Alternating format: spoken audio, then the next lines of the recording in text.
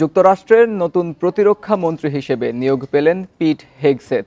প্রথমে প্রতিরক্ষা মন্ত্রী নির্বাচনে সিনেটে পক্ষে বিপক্ষে ভোটের ফল সমান সমান আসে।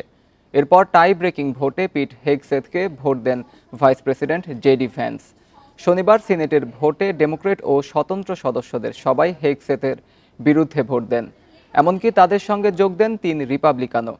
পিট হেগসেথের সামরিক অভিজ্ঞতা থাকলেও বৃহৎ কোনো সংস্থা পরিচালনার অভিজ্ঞতা তার নেই।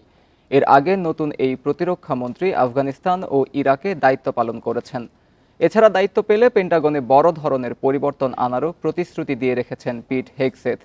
তার বিরুদ্ধে যৌন নিপীড়ন, অতিরিক্ত মদ পান, দ্বিতীয় স্ত্রীকে নির্যাতন সহ একাধিক অভিযোগ রয়েছে। টাই ব্রেকিংয়ে ভাইস প্রেসিডেন্টের ভোট দেওয়ার ঘটনা দেশটির ইতিহাসে দ্বিতীয়বার ঘটল। এমনকি প্রথমবারের ঘটনাটিও ঘটে ট্রাম্পের প্রথম মেয়াদের শাসনামলে।